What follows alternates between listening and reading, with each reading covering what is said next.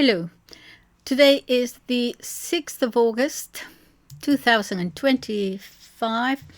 Some stories don't age.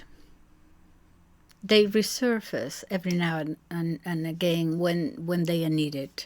And this is one of them. I'm going to talk about the Emperor Nero's descent from promise to paranoia, from spectacle to ruin, and to remind us of what happens when no one dares to say no to power. I did talk about Nero in a video a long time ago, perhaps 2 years ago, but I thought it was time to resurrect him. Perhaps every now and then I will bring others like Caracalla and Caligula and others, not to upset you, just just make of it what you will. But what happens when absolute power meets unchecked ego? This is the story of Nero, a ruler who began with a promise and ended in spectacle, cruelty, and collapse. It's a tale not just of one man, but of a system that enabled him. So in revisiting Nero's story, we're not just looking at the past. We are listening. We have to listen for its echoes. And in this my little channel, channel of mine, I want to use it for timeless stories and fables and forgotten warnings, and that speak to us, speak to the moral and spiritual crisis of our time. So let's start with Nero. Nero was born at Antium in the year 37 AD. It is now called Anzio in Italy. There is already a story about his birth. The sun was rising, and its earliest rays touched the newly born boy almost before he could be laid on the ground. I'm going to follow the two main historians of the time. Well, Suetonius in his, you know him, the 12 Caesars, and also, of course, the historian Tacitus in his Annals. Okay, both agree, refer. Anyway, so there's a story about his birth, how the sun was rising and its earliest rays touched the newly born boy almost before he could be laid on the ground. What do I mean laid on the ground? Well, it was traditional to lay a newborn on the ground, then the father, acknowledging the child, would pick him up, lift him up. That was the way of acknowledging the baby, okay, officially. This is my boy, okay. Because of this, of the sun's rays and everything, people started talking and started making some ominous predictions.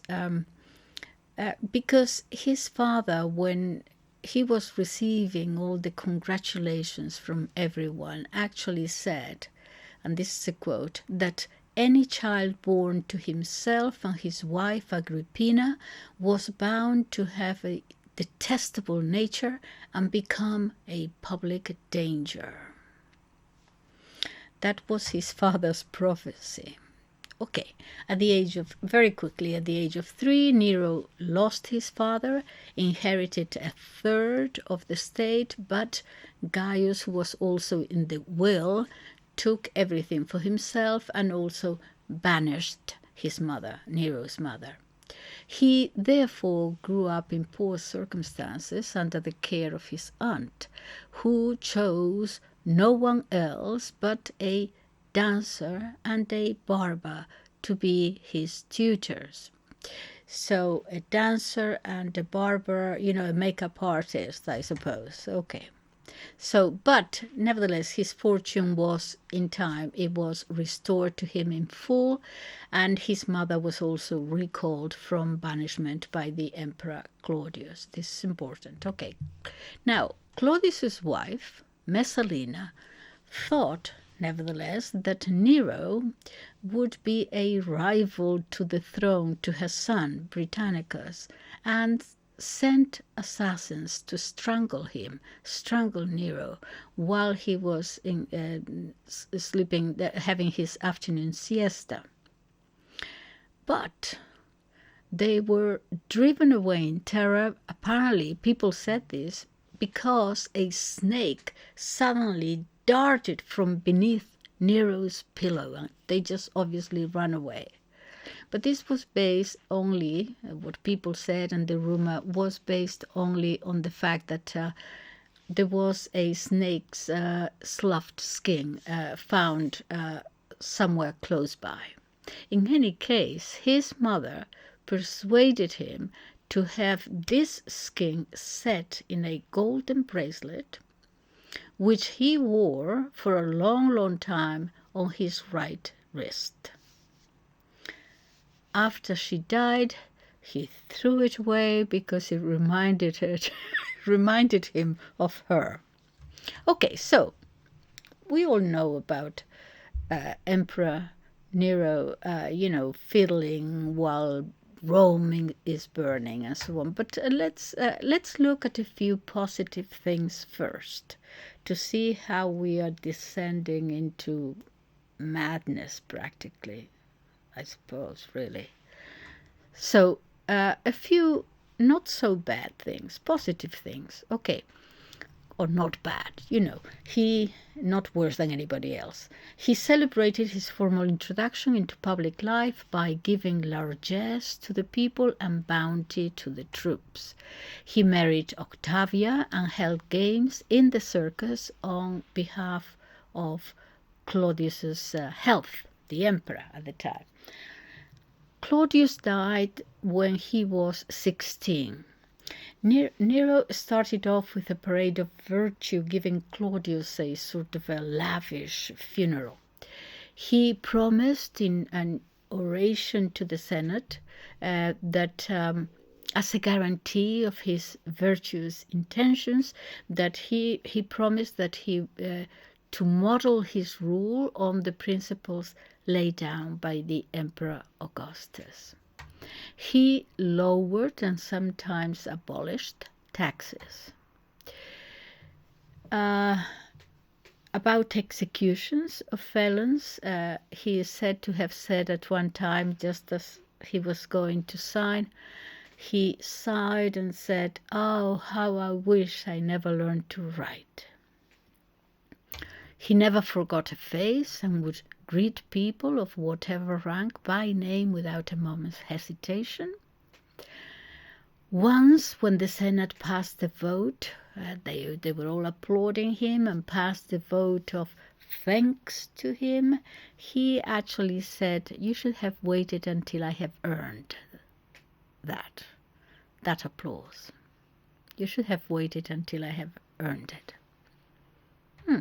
All right. He gave an immense variety of entertainments, youth games, chariot races, stage plays, gladiator shows. He was the first to establish in Rome a festival of competition in music, athletics, and horsemanship, modeled on the Greek games and held every 4 years, and he called them Neuronia. He opened many baths. He introduced his own style of architecture.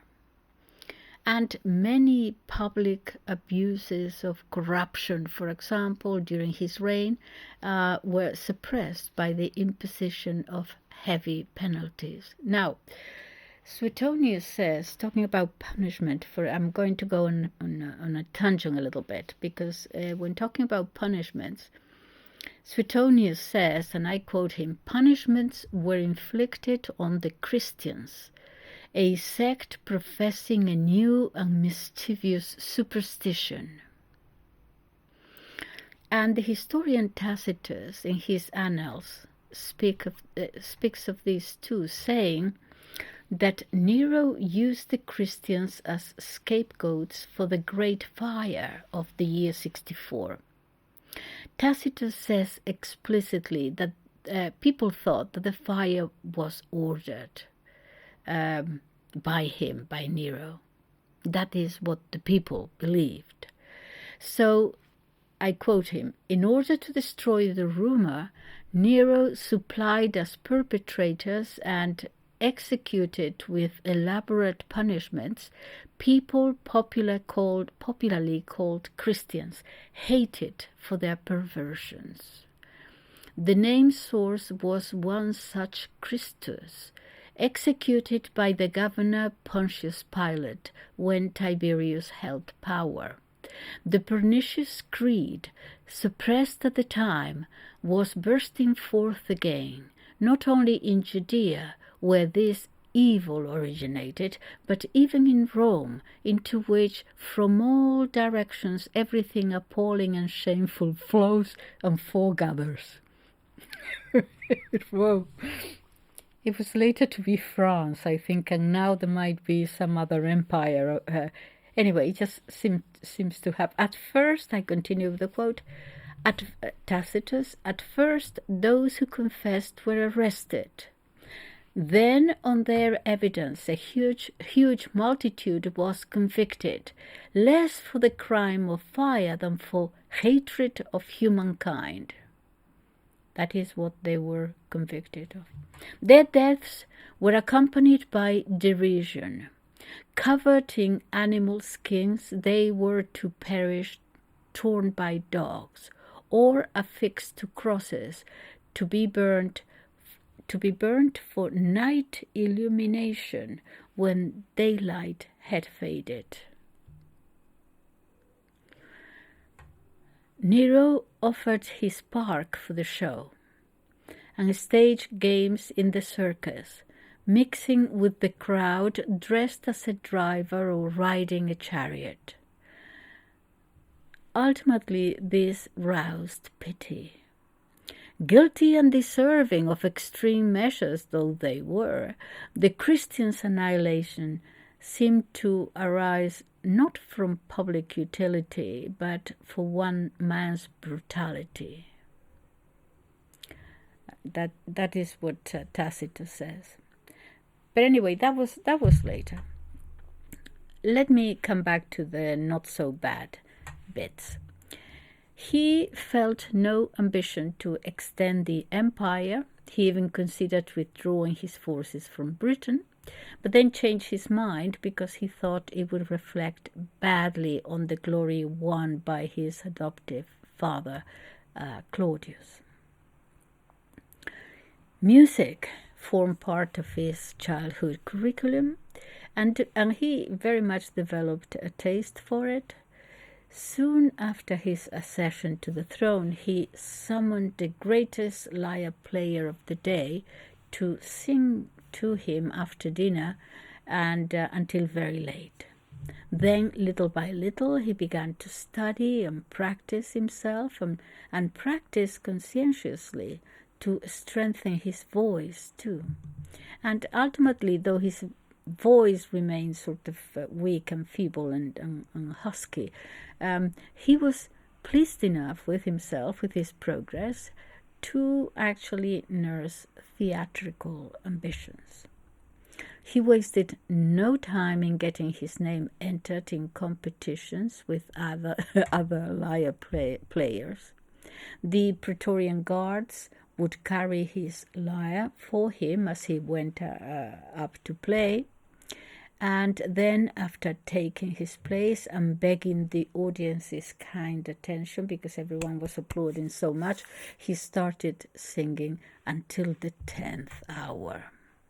More about this later, because you could be there all day applauding, and people sometimes fainted, dying, so that they would be carried away. All right. The good bits. Horses had been Nero's main interest since childhood. Whatever his tutors might do, they could never stop his chatter about the chariot's races at the circus. Very soon, he set his heart on driving a chariot himself in a regular race, and after a trial in the palace gardens before an audience of slaves and then the ordinary hoi polloi, he made a public appearance. The cities that held musical competitions and contests had by now adopted the custom of sending him every available prize for lyre playing, which he always accepted with great pleasure and humility. All right, so let me then hold on. Okay, just a little second. Because I'm going to, I want to get the book because I'm going to read you some chosen passages from Suetonius. He says, his insolence, lust, extravagance, greed, and cruelty he at first revealed only gradually and secretly, to be sure, as though merely youthful mistakes, but even then there could be no doubt that these were the faults of his character, not of his age. As soon as night fell, he would snatch a hat or cap and make a round of the taverns or prowl the streets in search of mischief. And not always innocent mischief either, because one of his games was to attack men on their way home from dinner, stab them if they offered resistance, and then drop their bodies down the sewers. He would also break into shops, afterwards opening a miniature market in his home with the stolen goods, dividing them up into lots, auctioning them himself, and squandering the proceeds. During these escapades, he often risked being blinded or killed. Once he was beaten almost to death by a senator whose wife he had molested, which taught him never to go out after dark unless an escort of military tribunes was following him at a discreet distance. He would also secretly visit the theatre by day in a sedan chair and watch the quarrels among the pantomime actors, cheering them on from the top of the proscenium. Then, when they came to blows and fought it out with stones and broken benches, he joined in the fun by throwing things on the heads of the crowd. On one occasion, he fractured a praetor's skull. Gradually, Nero's vices gained the upper hand. He no longer tried to laugh them off, or hide or deny them, but turned quite brazen about it.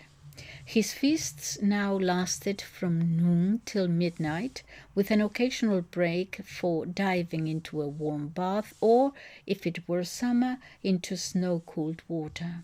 Sometimes he would drain the artificial lake in the Campus Martius, or the other in the circus, and hold public dinner parties there with prostitutes and dancing girls from all over the city serving as waitresses. Whenever he floated down the Tiber to Ostia or cruised past Veia, he had a row of temporary brothels erected along the shore, where a number of noble women, pretending to be madams, stood waiting to solicit his business. Can you imagine the humiliation here? He wanted the noble ladies to be there like prostitutes, soliciting his business. He also forced his friends to provide him with dinners. One of them spent 4 million sesterces on a turban party, and another even more on a rose banquet. Goodness, okay. I had to change my glasses. Not satisfied with seducing freeborn boys and married women, Nero raped the Vestal Virgin Rubria. He nearly contrived to marry the freedwoman Acte, but persuading some friends of consular rank to swear falsely that she came of royal stock. Having tried to turn the boy Sporus into a girl by castration, he went through a wedding ceremony with him. Dowry, bridal, veil, and all, which the whole court attended, then brought him home and treated him as a wife. A rather amusing joke is still going the rounds. The world would have been a happier place had Nero's father Domitius married that sort of wife. This is the historian speaking.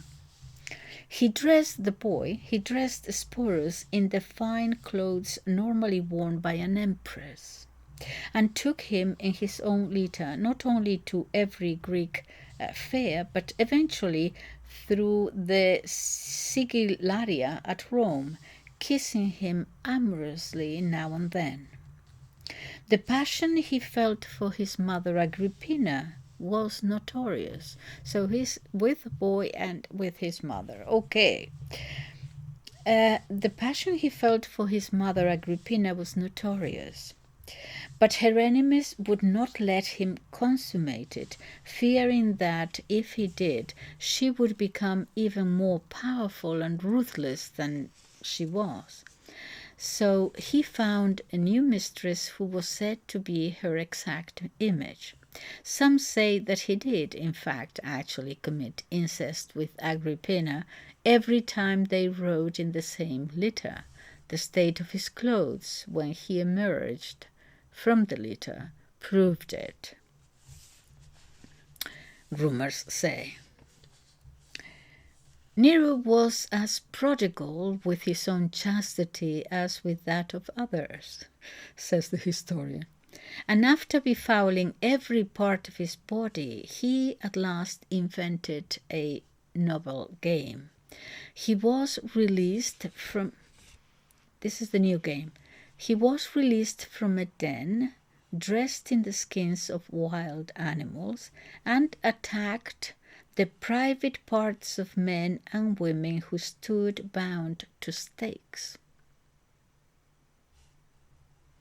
So you have the people bound to stakes, and he comes out dressed as an animal, going for their private parts. After working up sufficient excitement by these means, the historian says he was finished off, shall we say, by his freedman Doryphorus. Doryphorus now married him, just as he himself had married Sporus. This is beginning to sound like the Marquis de Sade. Excuse me.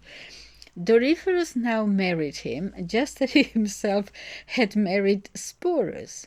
And on the wedding night he imitated the screams and moans of a girl being deflowered. That was Nero. According to my informants, that is the historian Suetonius, according to my informants, he was convinced that no one could remain sexually chaste or pure in any respect, but that most people concealed their secret vices. So everyone did what he did. Hence, if anyone confessed to obscene practices, Nero forgave him all his other crimes. So that is what you had to do. You had committed all other crimes, and then you would confess to these things, and that was it. You were forgiven. It's amazing. He believed that fortunes were made to be squandered, and whoever could keep track of his expenses seemed to him a stingy miser. True gentlemen, he said, always throw their money about.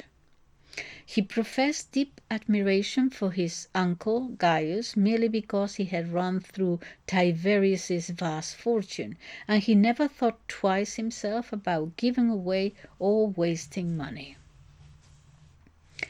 Nero never wore the same clothes twice. He would stake 400,000 gold pieces on each pip of the winning throw at dice, and when he went fishing he used a golden net strung with purple and scarlet thread. He seldom travelled, it is said, with a train of he seldom travelled with a train of fewer than 1,000 carriages. The mules were shod with silver, the muleteers wore Canusian wool, and he was escorted by Massasian horsemen and outriders with jingling bracelets and medallions. Nero's confidence in the national resources was not the only cause of his furious spending. He had also been excited by tales of a great hidden treasure, vouched for by a Roman equus who swore that the hoard brought by Queen Dido to Carthage centuries before, when she fled from Tyre, still lay untouched in certain huge African caves and could easily be retrieved. When this hope failed to materialize, Nero found himself bankrupt. His financial difficulties were such that he could not lay hands on enough money even for the soldiers' pay or the veterans' benefits, and he therefore resorted to robbery and blackmail. First, he made a law that if a freedman died who had taken the name of a family connected with his own and could not show adequate reason, 5/6 of the state, not merely 1/2, should be forfeited to him. Next, he seized the estates of those who had shown ingratitude by not bequeathing him enough, and fined the legal specialists responsible for writing and dictating the wills. He took back the presents he had given to Greek cities in acknowledgment of prizes won at musical or athletic contests. On one market day he sent an agent to sell a few ounces of amethystine and Tyrian purple dyes, which he had forbidden to be used, and then closed the business of the dealers who had bought them. It is said that he once noticed a lady wearing this illegal color at one of his recitals, pointed her out to his assistants, and had her dragged off, whereupon she was stripped not only of her clothes, but of her entire property. His invariable formula when he appointed a magistrate was, "You know my needs, don't you? You and I must see that nobody is left with anything." Finally, he robbed numerous temples of their treasures, and melted down the gold and silver images, among them the household gods of Rome, which Galba, however, had recast soon afterwards. All right. He tried to poison Britannicus, no less because he was jealous of his voice, which was far more musical than his own. More for that than for fear that the common people might be less attached to Claudius's adopted son than the real one. Britannicus was Claudius' real son. The drug came from an expert poisoner named Locusta, and when its action was not so rapid as he had expected, the effect was violently laxative. He called for her, complaining that she had given him medicine instead of poison, and beat her with his own hands. Locusta explained that she had reduced the dose to make the crime less obvious. "Aha," he said, "so you think that I am afraid of the Julian law?" Then he led Locusta into his bedroom and stood over her while she concocted the fastest working poison in her pharmacopoeia. This he administered to a kid, the animal, not a little boy. But when it took 5 hours to die, he made her boil down the brew again and again. At last he tried it on a pig, which died on the spot. And that night at dinner he had what remained of it poured into Britannicus' cup.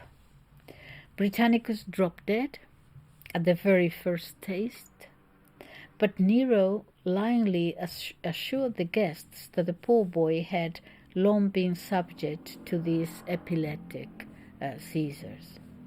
Britannicus was buried hastily and without ceremony on the following day during a heavy shower of rain, and Nero granted Locusta, in return for her services, immunity and some sizable estates, and actually supplied her with students. The over-watchful, over-critical eye that Agrippina kept on whatever Nero said or did proved more than he could stand. He first tried to embarrass her by frequent threats to abdicate and go into retirement in Rhodes.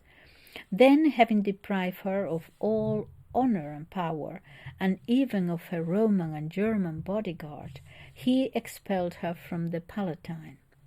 After which he did everything possible to annoy her, sending people to pester her with lawsuits while she stayed in Rome, and when she took refuge on her country estates, making them constantly drive or sail past the windows, disturbing her with jeers and catcalls. In the end, her threats and violent behavior terrified him into deciding that she must die too. He tried to poison her 3 times, but she had always taken the antidote in advance, so he rigged up a machine in the ceiling of her bedroom which would dislodge the panels and drop them on her while she slept. However, someone gave the secret away.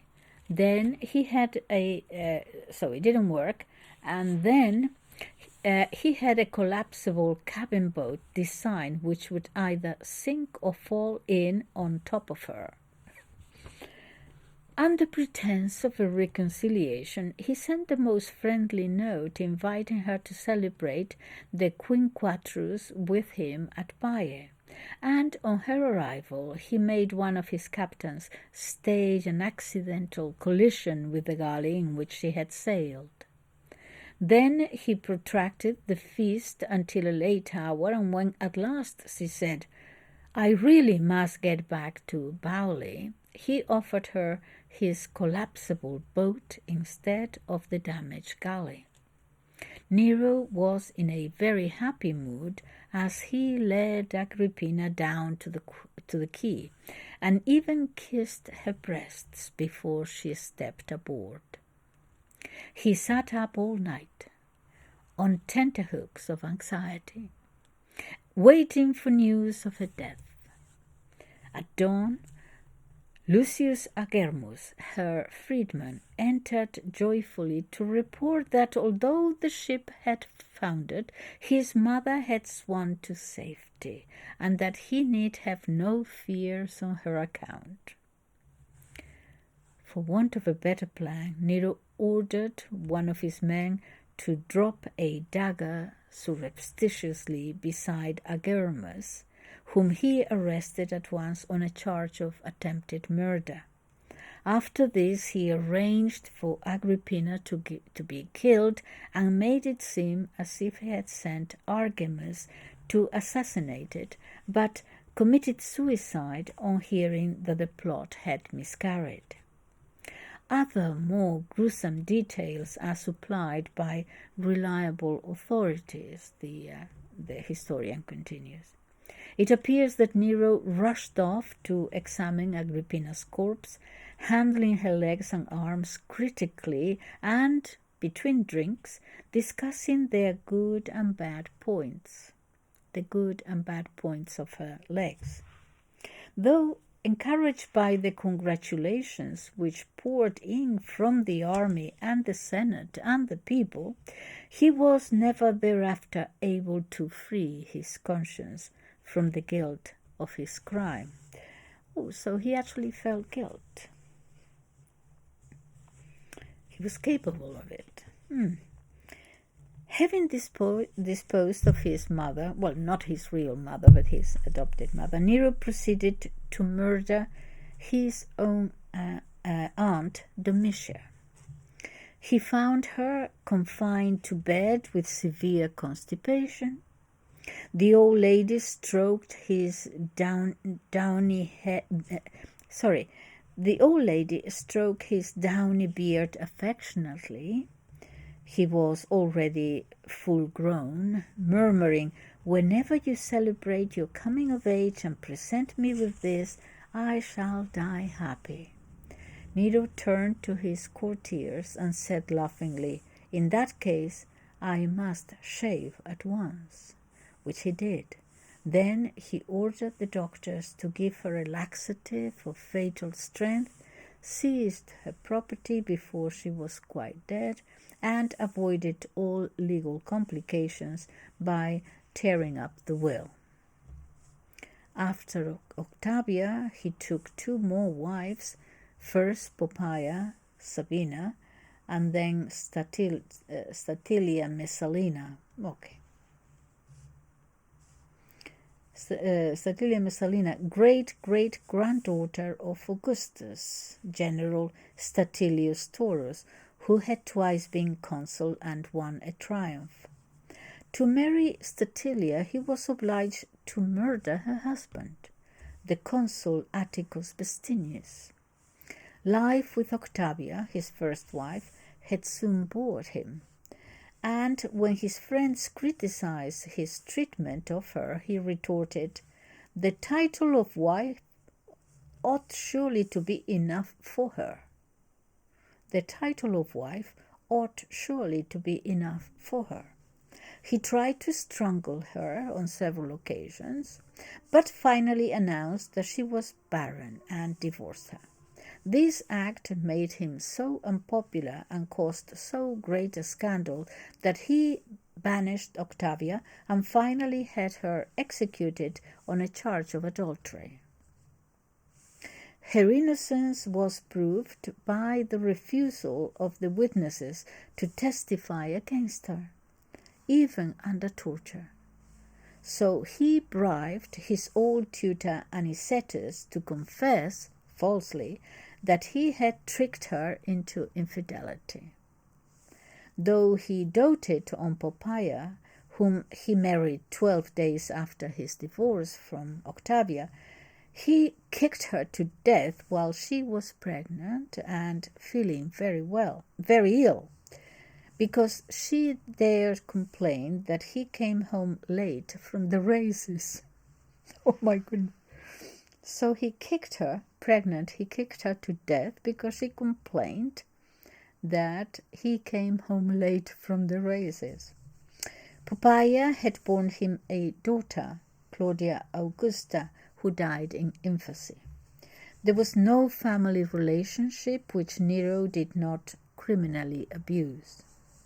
When Claudius's daughter, Antonia, refused to take Poppaea's place, he had her executed on a charge of attempted rebellion.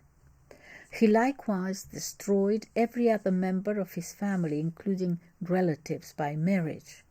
Among them was young Aulus Plautius, whom he raped before having him put to death, remarking, "Now mother may come, Now mother may come and kiss my successor."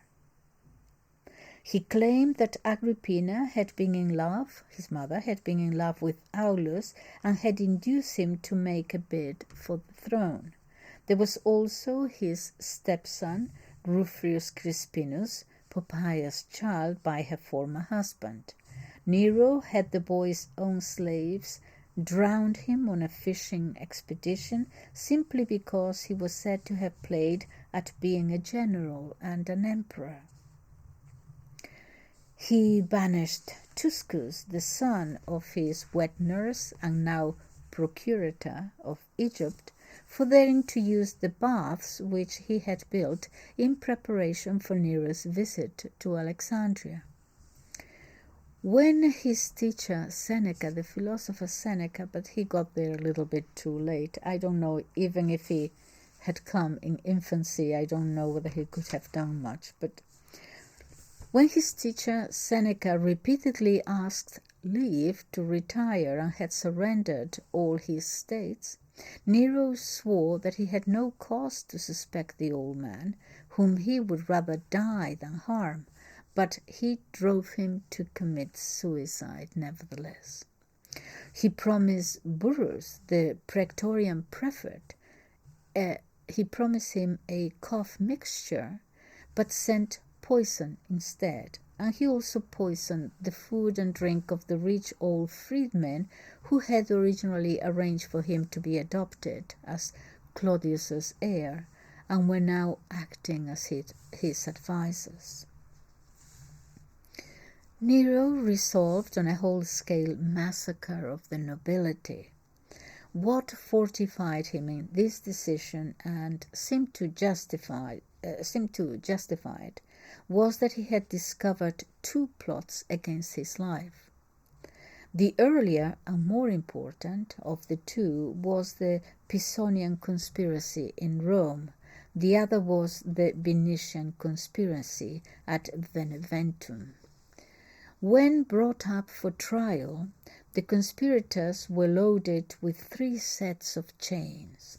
Some, while admitting their guilt, claimed that the only way they could help a man so thoroughly steeped in evil as Nero was to kill him. All children of the condemned men were banished from Rome and then starved to death or poisoned. It is well known that a group of them were killed at a single lunch, along with their tutors and attendants, and that others were prevented from seeking sustenance. After this, nothing could restrain Nero from murdering anyone he pleased, on whatever pretext. Those whom he ordered to commit suicide were never given more than an hour's grace. To ensure against delays, he made doctors take care of any who were found still alive, which in Nero's vocabulary meant opening their veins. He was eager, it is said, to get hold of a certain Egyptian, a sort of ogre, who would eat raw flesh and practically anything else he was given, and watch him tear live men to pieces and then devour them. These successes, as Nero called them, went to his head, and he boasted that no previous ruler had ever realized the extent of his power.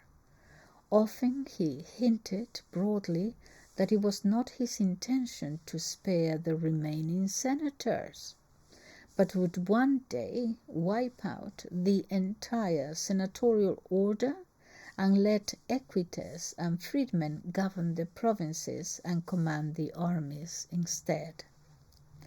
Okay, we're beginning to see that this person is not well, okay, but no one would kind of really step up.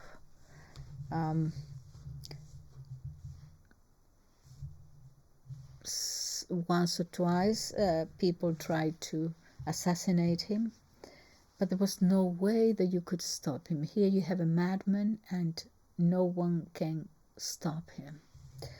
Nero showed no greater mercy to the common folk or to the very walls of Rome. Once, in the course of a general conversation, someone quoted the line, "When I'm dead, may fire consume the earth." But Nero said that the first part of the line should read, "While I yet live," and soon converted this fancy into fact. Pretending to be disgusted by the drab old buildings and narrow winding streets of Rome, he brazenly set fire to the city, and though a number of former consuls caught his attendants trespassing on their property with blazing torches, they dared not interfere. He also coveted the sites of several granaries, solidly built in stone, near the Golden House. Having knocked down their walls with siege engines, he set the interiors ablaze. This terror lasted for 6 days and 7 nights, causing many people to take shelter in the tombs. Not only did a vast number of tenements burn down, but houses which had belonged to famous generals and were still decorated with their trophies.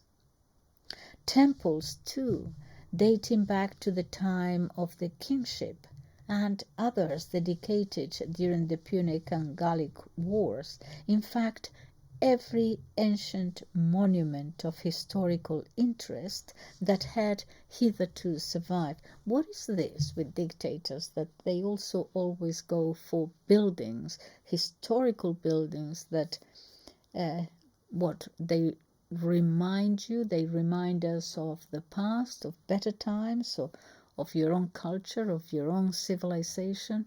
They always go for those too. He's not the only one. Nero watched the conflagration from the tower in the gardens of Maecenas, enraptured by what he called the beauty of the flames, and then put on his tragedian, the theater costume, and sang the Fall of Troy, the song, from beginning to end. He offered, so it doesn't say, Suetonius doesn't say here that he played the fiddle, but he sang in tragedian's costume the Fall of Troy from beginning to end. He offered to remove corpses and rubble free of charge, but allowed nobody to search among the ruins even of his own home. He wanted to collect as much loot as possible himself. Then he opened a fire relief fund and insisted on contributions, which bled the provincials white and practically beggared all private citizens. Amid all this, it was strange and quite striking that there was nothing which Nero seemed to mind less than curses and insults, and that there was no one to whom he was more lenient than those who attacked him in jokes and lampoons. Many things of this sort, in both Greek and Latin, were posted up on walls or passed from mouth to mouth. And he gives us lots of examples. All right.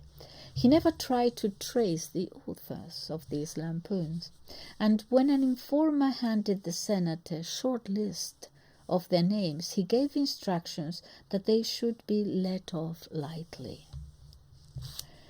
At last, after nearly 14 years of Nero's misrule, the earth rid herself of him, says the historian. The first move was made by the Gauls under Julius Vintex, the Praetorian governor of the province. Nero's astrologers had told him that he would one day be removed from public office, and were given the famous reply, quote, A simple craft will keep a man from want.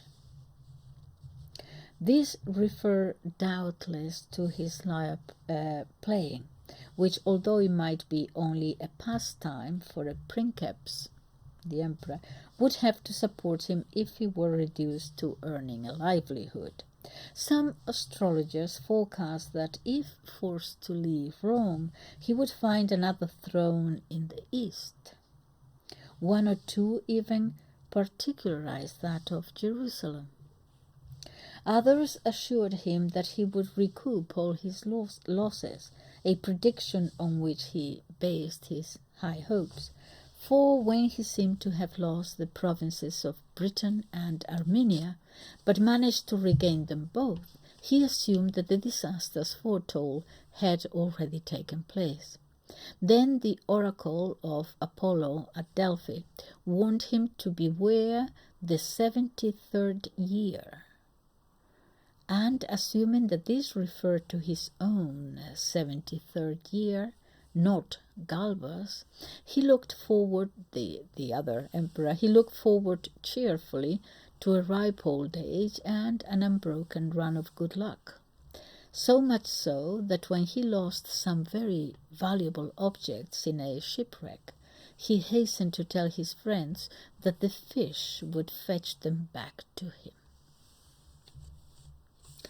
Nero heard of the Gallic revolt on the anniversary of his mother's murder. He was in Neapolis at the time and took the news so phlegmatically that everyone diagnosed satisfaction at finding a good excuse to declare war on such rich provinces and strip them clean. Going straight to the gymnasium, he was soon engrossed in watching the athletic contests, and when a far more serious dispatch reached him at dinner time, he still showed no sign of disturbance beyond the threat to punish the rebels. He wasn't listening to what was happening. In fact, for 8 days he wrote no orders and issued no special announcements, apparently trying to ignore the whole affair. At last, a series of insulting edicts signed by Vindex must have made some impression on him. In a letter to the Senate, he urged them to avenge himself and the Commonwealth, but pleaded an infected throat as an excuse for not appearing in person. When further urgent dispatches arrived in quick succession, he hurried back to Rome in a state of terror. On the way, however, he happened to notice a group of monumental sculpture which represented a beaten Gaul being dragged along headfirst by a mounted Roman. This lucky sign for him sent him into a transport of joy, and he lifted his hand in gratitude to heaven. When, therefore, he arrived in the city, he neglected to address either the Senate or the people. Instead, he summoned the leading citizens to his home, where, after a brief discussion of the Gallic situation, he devoted the remainder of the session to demonstrating a completely new type of water organ and explaining the mechanical complexities of several different models. He even remarked that he would have them installed in the theatre, if Vindex had no objection, of course, he remarked. But when news arrived of the revolt of Galba and the Spanish provinces, he fainted dead away and remained mute and insensible for a long while. Coming to himself, he tore his clothes and beat his forehead, crying that all was now over. His old nurse tried to console him, by pointing out that many rulers in the past had experienced similar setbacks, but Nero insisted that to lose the supreme power while still alive was something that had never happened to anyone else before. Yet he made not the slightest attempt to alter his lazy and extravagant life. On the contrary, he celebrated whatever good news came in from the provinces with the most lavish banquets imaginable, and composed comic songs about the leaders of the revolt, which he set to bawdy tunes and sang with appropriate gestures. These have since become popular favorites. Then he stole into the theater and sent a message to an actor who was being loudly applauded that he was taking advantage of his absence from the stage on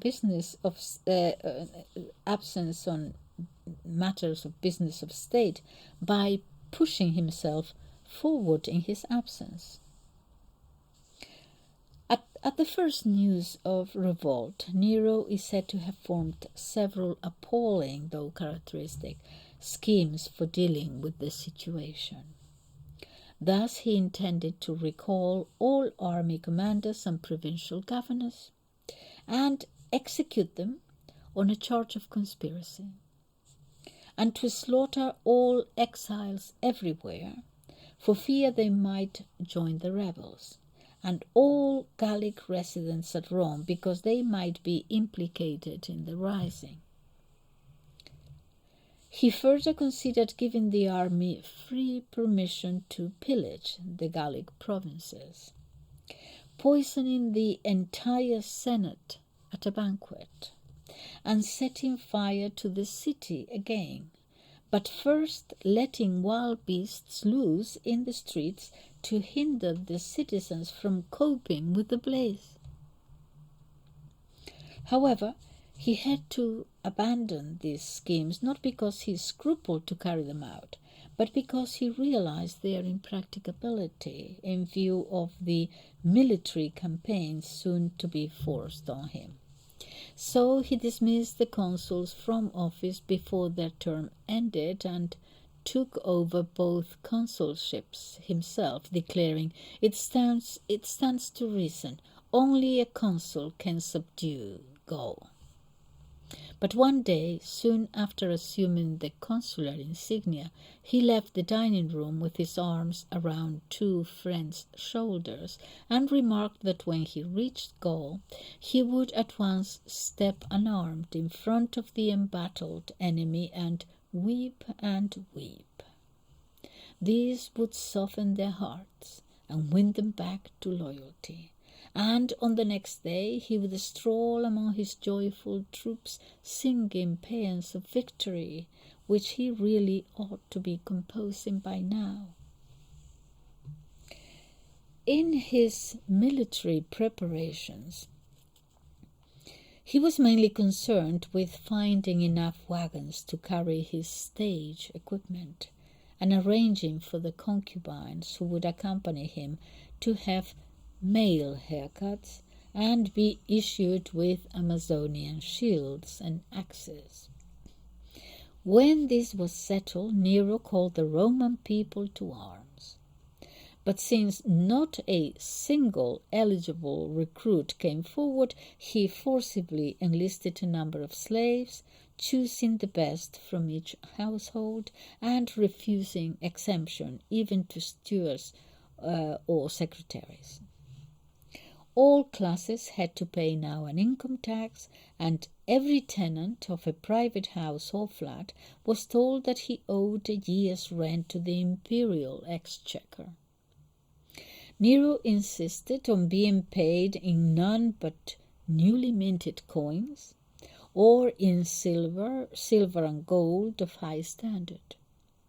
Hence many people would not contribute anything, protesting that he would do much better if he reclaimed the fees from his informers. Nero was now so universally loathed that no abuse could be found bad enough for him.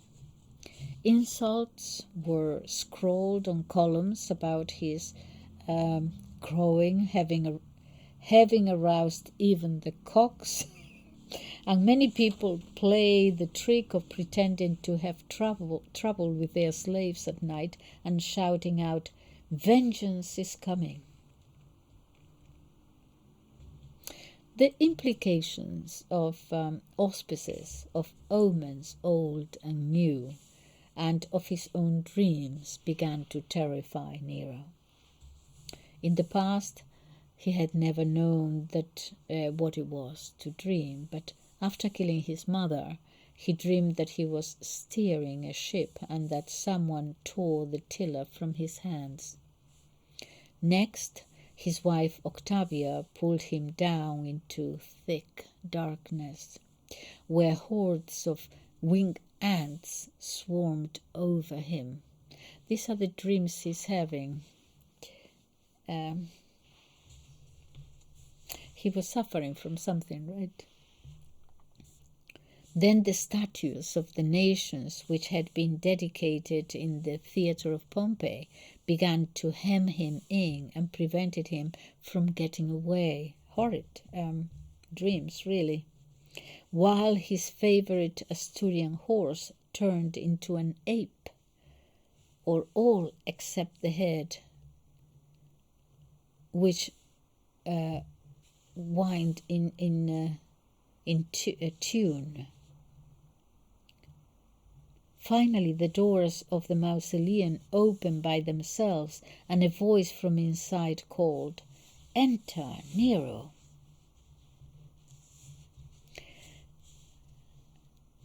Again, while his speech against Vindex was being read in the Senate, a passage running, quote, "The criminals will soon incur the punishment and die the death which they so thoroughly deserve," while this was being read, was hailed on all sides with cries of, "Augustus, you will do so."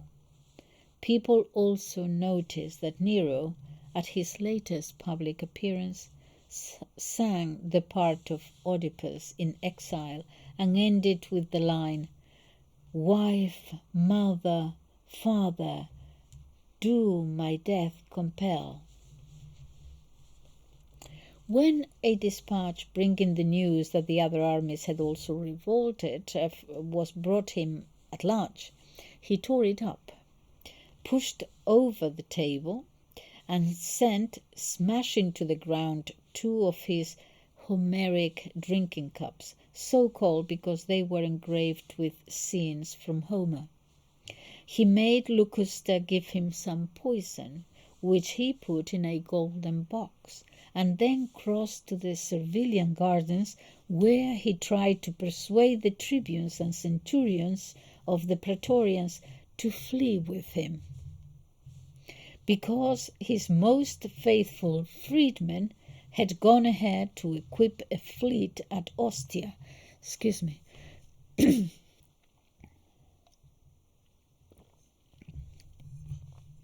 Some answered evasively, others flatly refused.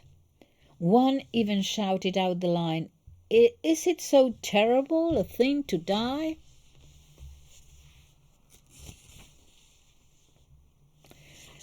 Nero had no idea what to do. A number of alternatives offered to him, for example, throwing himself on the mercy of the Parthians or of Galba, or appearing pathetically on the rostra to beg the people's pardon for his sins. They might at least make him prefect of Egypt, he thought, if they could not find it in their hearts to forgive him altogether. Speech to this effect was later found among the papers in his writing case, and the usual view is that only fear of being torn to pieces before he reached the forum prevented him from delivering it. Nero suspended his deliberations until the following day, but woke at midnight to find that his bodyguard had deserted him. Here comes the fall. His bodyguard had deserted him. He leaped out of bed and summoned his friends. When they did not appear, he went with a few members of his staff to knock at their doors, but nobody either opened or answered. He returned to his room. By now, even the servants had absconded with the bed linen and the box of poison. He shouted for Spiculus the gladiator or any other trained executioner to end his misery at one blow, but no one came. "What, have I then neither friends nor enemies left?" he cried, and dashed out, apparently intending to hurl himself into the Tiber. Changing his mind at once, he was always changing his mind. Changing his mind once more, however, he said that all he wanted was some secluded spot where he could collect his thoughts at leisure. Phaon, an imperial freedman, suggested his own suburban villa, 4 miles away, between the Via Salaria and the Via Nomentana. Nero jumped at the offer. He was barefoot and wearing only a tunic, but he simply pulled on a faded cloak and hat, took horse, and trotted off, holding a handkerchief over his face. Only 4 companions went with him, including the young boy, his wife, Sporus. He was still around, I suppose. Suddenly, a slight earth tremor was felt, and lightning flashed in their eyes, which terrified Nero. Then, from the nearby camp, he heard soldiers shouting about the defeat that Galba would inflict on him. He heard one man exclaim as they passed, "Those fellows are in pursuit of Nero now." And another said, "What's the latest news of him in the city?" And then Nero's horse took fright at the smell of a dead body lying by the roadside, which made him expose his face. He was immediately recognized and saluted by a Praetorian veteran.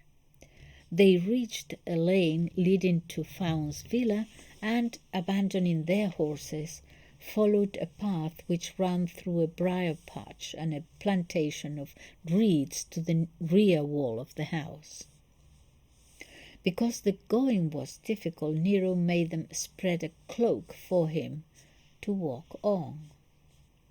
When begged by Phaon to lie low for a while in a gravel pit, he answered, "No, I refuse to go underground before I die." While the servants tunneled through the wall, he scooped up some water in his hands from a neighboring pool and drank it, saying, "This is Nero's own special brew." Then he pulled out all the thorns from his ragged cloak and crawled into the villa by way of the tunnel. Finding himself in a slave's bedroom, beside a couch with a poor mattress over which an old cape had been thrown, he sank down on it, and, although hungry, refused some coarse bread. But he confessed himself still thirsty, and sipped a little warm water. Finally, when his companions unanimously insisted on his trying to escape from the miserable fate threatening him, he ordered them to dig a grave at once, of the right size for his body, and then collect any pieces of marble that they could find and fetch wood and water for the disposal of the corpse. As they bustled about obediently, he muttered through his tears, "Dead, and so great an artist." A runner brought a letter to Phaon. Nero tore it from the man's hands and read that, having been declared a public enemy by the Senate, he would be punished in ancient style when arrested. He asked what the ancient style meant and learned that the executioners stripped their victim naked, thrust his head into a wooden fork, and then flogged him to death with sticks. In terror, he snatched up the 2 daggers which he had brought along and tried their points, but threw them down again, protesting that the fatal hour had not yet come. Then he begged Sporus to weep and mourn for him, and also begged one of them to set him an example by committing suicide first. You commit suicide. Just to show me how it's done. He kept moaning about his cowardice and murmuring, "How ugly and vulgar my life has become." It had always been. This is certainly not fitting for Nero, no fitting at all. I have to keep a stiff upper lip in all this. Come, pull yourself together. By this time, the troop of cavalry who had orders to take him alive were coming up the road. Nero gasped, "Hark to the sound I hear. It is hooves of galloping horses." Then, with the help of his secretary, Epaphroditus, he stabbed himself in the throat and was already half dead when a cavalry officer entered, pretending to have rushed to his rescue, and staunched the wound with his cloak.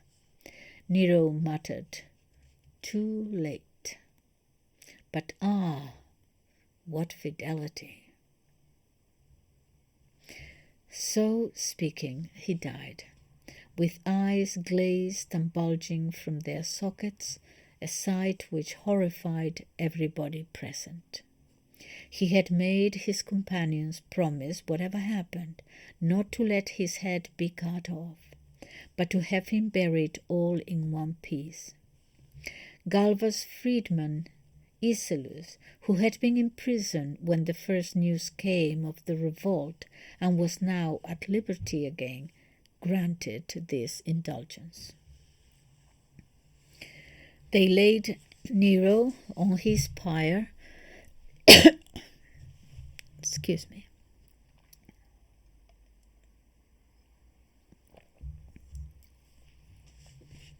They laid Nero on his pyre, dressed in the gold-embroidered white robes which he had worn on the calends of January. The funeral cost 200,000 sesterces.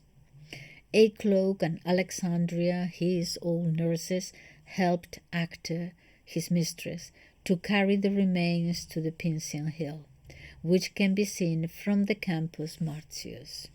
His coffin of white porphyry stands there in the Domitian family tomb behind the rail of Thasian stone and overshadowed by an altar of lunar marble.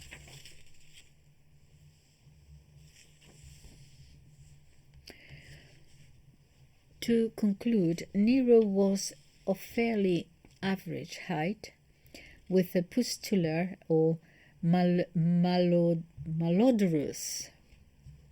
body.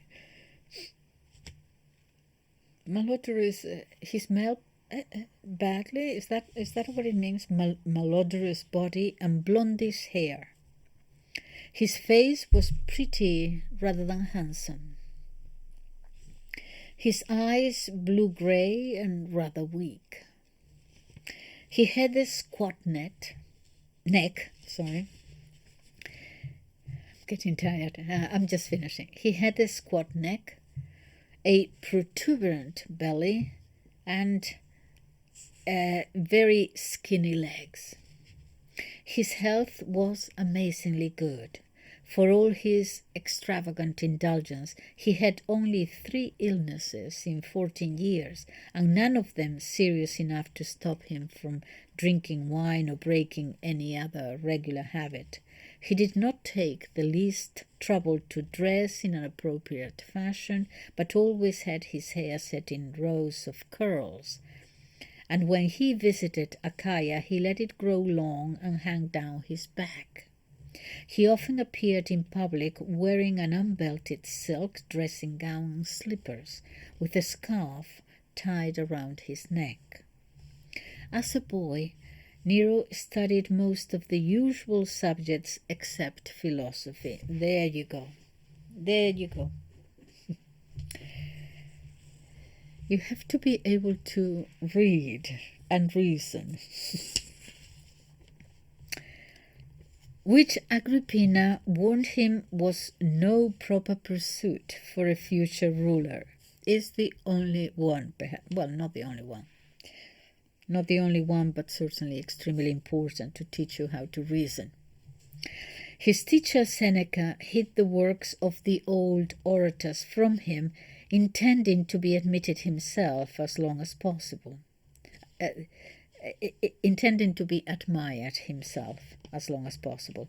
So Nero turned his hand to poetry and would dash off verses without any effort. It is often claimed that he published other people's work as his own, but notebooks and loose pages have come into my possession, says Suetonius, which contain some of Nero's best-known poems in his own handwriting, and have clearly been neither copied nor dictated. Many erasures and cancellations, as well as words substituted above the lines, prove that he was thinking things out for himself. Nero also took more than an average interest in painting and sculpture. His greatest weakness were his thirst for popularity and his jealousy of men, other men who might be a shadow to him, who caught the public eye by any means whatsoever. After he had swept the board of all public prizes offered for acting, most people expected him to compete as an athlete at the next Olympian Games. He was in fact also an enthusiastic wrestler, and every time he watched the contest in the gymnasium during his tour of Greece, he would squat on the ground in the stadium like the umpires, and if any pair of competitors worked away from the center of the ring, he would push them back himself. Figuring that he was already thought to rival Apollo in singing and the sun in chariot racing, he now apparently planned to imitate the deeds of Hercules.